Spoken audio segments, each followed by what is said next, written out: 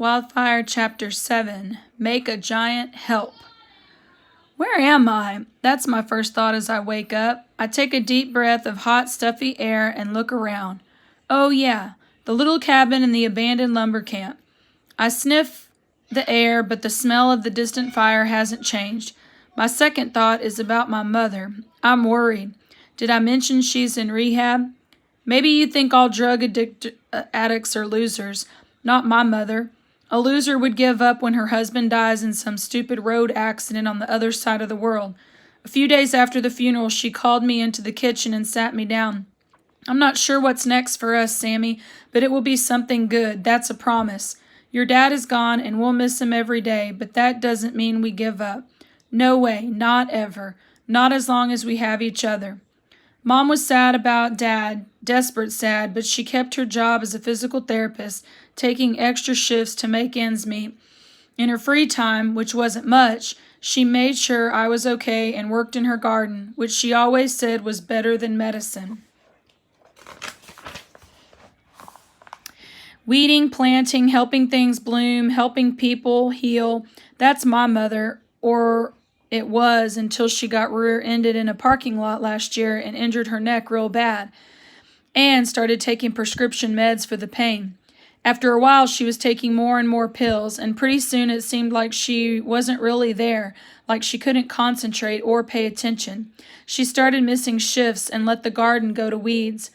Mom kept apologizing and blamed it on being tired, but it kept getting worse, until one day I came home from school and found her passed out on the floor, barely breathing. I tried to wake her, and then that didn't work. I dialed 911 and they took her to the hospital, pumped her stomach, and tested her blood for opioids.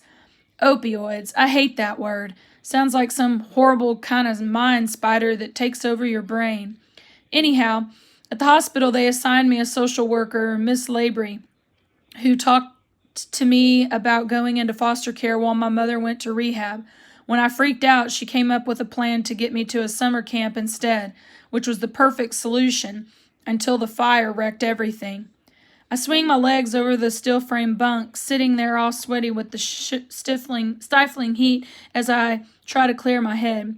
Think smart, like my dad used to say. Stop worrying about things I can't change. Nothing I can do about Mom, not today.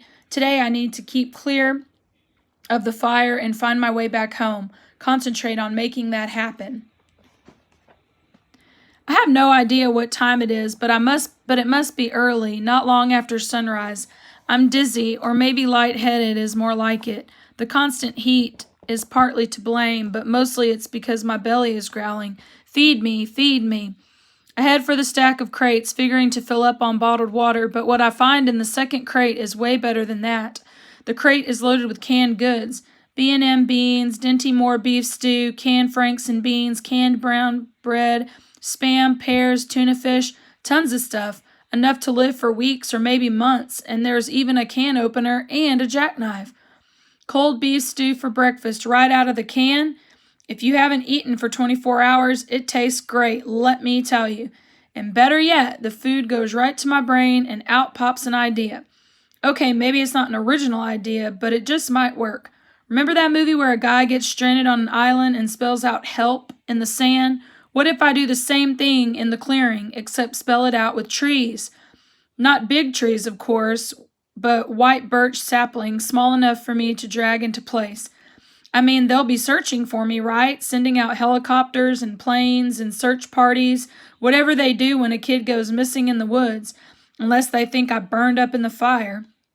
Which is discouraging for about 10 seconds, and then I decide to make a giant help and hope for the best, that somebody will see it and rescue me before the fire gets here, before the old camp explodes in flames, and me with it.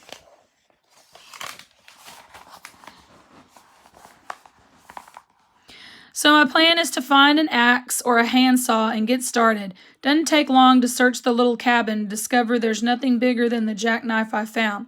I decided